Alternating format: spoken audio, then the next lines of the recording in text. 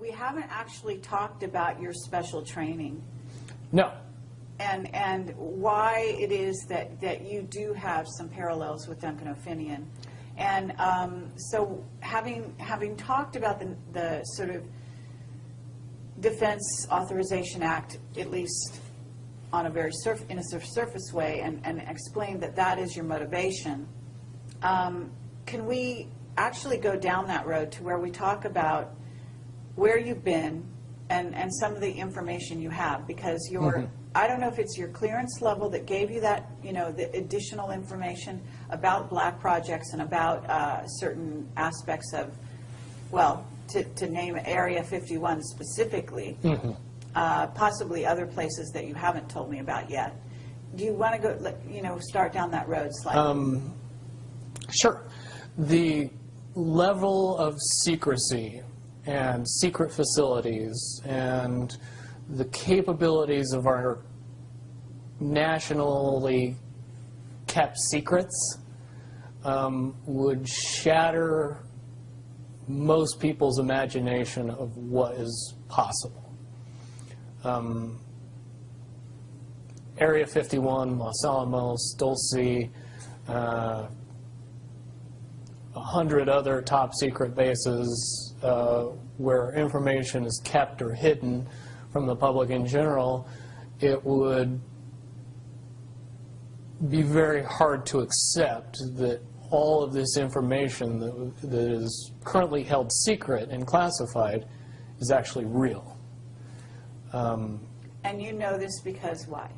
Because I've experienced things in the military that I've then told people about, and by and large, people that have never held a top secret clearance would call me either, at the mildest, a liar, the greatest accusation, crazy. Certainly my experience at Area 51 and PSY training and what I learned there and the abilities that evolved from that training session that we all seem to pick up on rather easily were most easily described to the layman as Jedi skills. It's very easy, if you know what I know, to see the correlation between what happens in the movie in the Jedi training and what happens in Area 51 and PSY training. Certainly, we in the Nines all possessed a certain level of intuition and ability that would seem advanced to anyone who watched us use it. Can you elaborate on what you may have come across? Because if you're using these abilities, you're in Area 51, at what level did you go down to, or whatever? Are you aware of off-world craft? And I mean, you know what's out there in I'm not sure how much you know about Camelot, but I assume that you know the general amount of information on the internet. What can you substantiate having personal sort of knowledge of?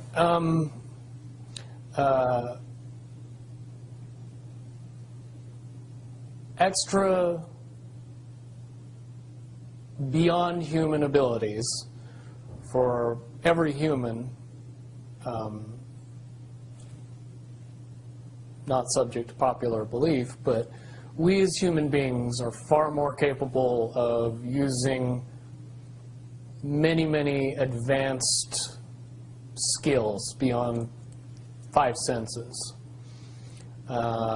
With a little bit of training and the knowledge that it was actually possible, most people could accurately predict the possibilities of the future, to know when other people were thinking about them, pick up on what is easy to describe as reading people, where you don't really need to use your 5 senses to be able to know what somebody else is thinking or feeling. A lot of that has to do simply with the belief that, and the understanding that it's possible. That opens up a lot of doors. Finian talks about having been enhanced physically. Do you feel that you were enhanced physically? No. When I hear Duncan's story, the things that he experienced are very similar to what I experienced, based on the fact that you were never told that the actual belief in what you were doing was giving you the ability. You were giving something, a caveat, a carrot, an enhancement.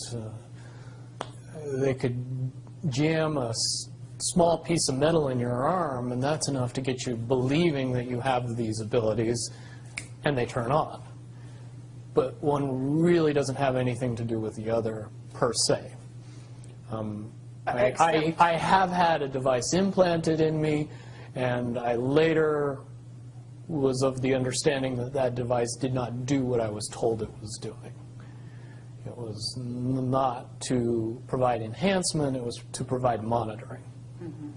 And but you're basically saying that it's the mental abilities that you, it's like placebo in a sense, as long as you believe it, it's the placebo it then effect, gives yes. gives you that ability to do superhuman type things. Right. And that's very important because if you teach people these things, you want to be able to turn those things off if you want to. You want to take those abilities away from people if you don't want them to have them anymore. So if you tell them the true nature of the abilities, then you can't take belief away anymore. You have to pull the piece of metal out of the arm that says you don't have the enhancement anymore. Well, it's the Tin Man. Yes. And, being told that he doesn't have a heart, he needs to have a heart installed, when in fact he had a heart all along. Exactly. Or maybe that's the lion, I forget who, but several. Lion was courage, but yeah. Yeah, several of the beings in that story. So, okay, well that's very valuable. So you basically were given that kind of thing, and I would say that. And let me interject. The 6 months where I was undergoing all the psychological treatment, I did go through a period of time where I believed all of my abilities to be gone or taken away. In 2008, with some help, I was able to transcend the barrier that kept me from using those talents. And now I've been able to refine and enhance those abilities far beyond the levels that I had in the military, which comes in handy when cops chase your cell phone GPS. Okay, absolutely. All right, so, but to get back to Area 51, and I understand that at this point you would be violating a security oath to talk about it, right? Let me put it in terms that it's easier for me to say and not have to go into the details of how I know, but just that I know. I'll present it to everybody very simply. What could be so important at Area 51 that would require the level of secrecy that is in existence around that facility? Well, certainly if I said that we kept the U.S. space fleet there, and that space fleet was what we would understand to be UFOs, even though the technology is easy to describe and easy to talk about and easy to educate people on, you need a lot of background in the evolution of the science that makes those things possible to be able to accept that the U.S. has dozens, if not hundreds, of vehicles that are more than capable of space flight, and make it so we would have a fleet of vehicles that would be seemingly extraterrestrial. And the reason that that has to be kept that way is because if you know that those vehicles exist, you start to question the technology that they're based on. And when you start to do that, then you start to question why we're still using petroleum products and solid rocket boosters and everything else, and things get quickly out of hand after that. So to keep those vehicles a secret is to keep everything else a secret, which is why you would need that level of security to prevent anybody from finding out about it. Okay, but that space fleet, as you call it, is capable of going anywhere easily throughout the solar system without much time or hindrance to the occupants. Okay, and explain how fast one could get to Mars, for example. Just below the speed of light. Okay, but in an hour? A day, I would A day. say would be more reasonable. Okay. Incredibly fast. Okay, have you seen these vehicles yourself? I've seen one type of one vehicle. Okay. And compared to when I saw it, which was more than 10 years ago, and what should exist now, I would say that it was a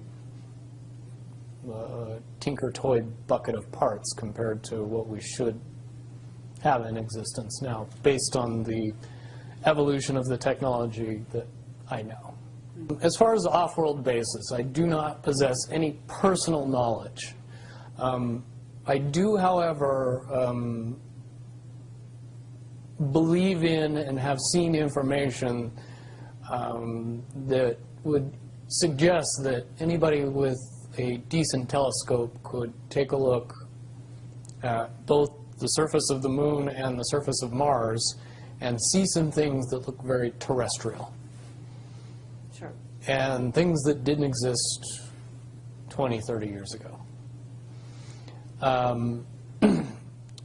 One of the caveats that I do have some personal information that I did get personally involved in was some information that had to do with the stargates and looking glass, and more specifically the 2012 problem with those projects.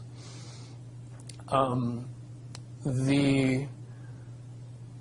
guess, popular opinion of what's out there right now is that the project was shut down because there was a problem when we approached 2012.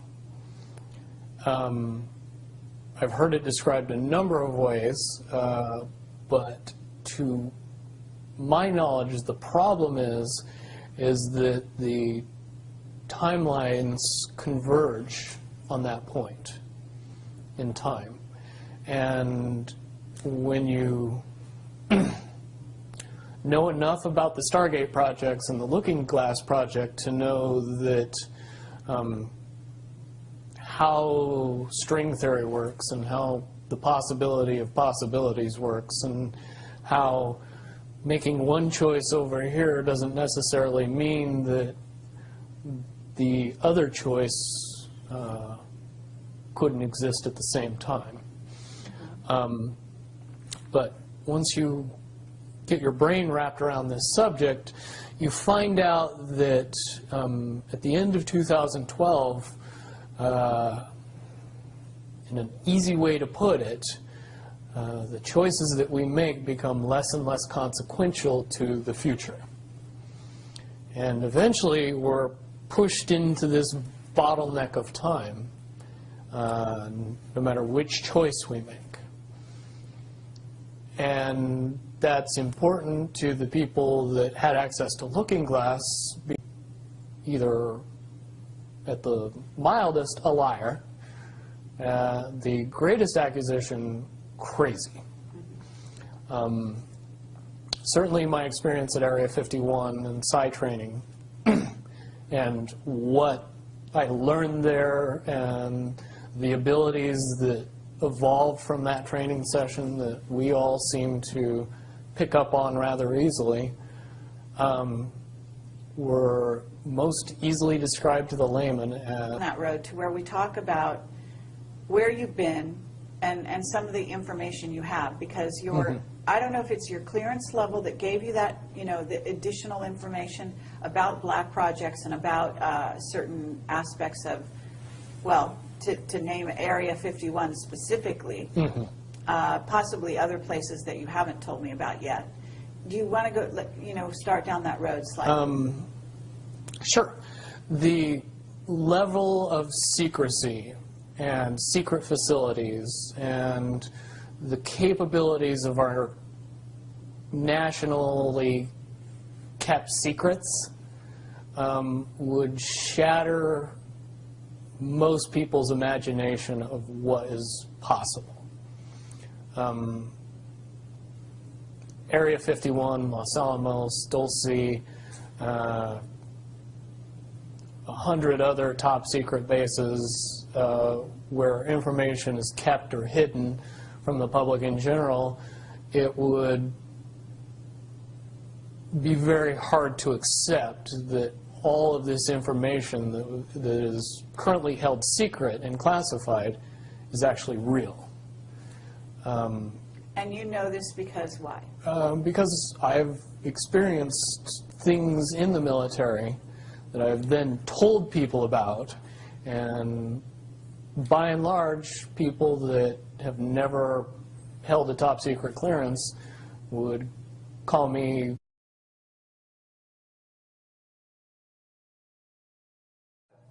We haven't actually talked about your special training. no. And why it is that you do have some parallels with Duncan O'Finian. And so having talked about the sort of Defense Authorization Act, at least on a very surface way, and explained that that is your motivation, can we actually go down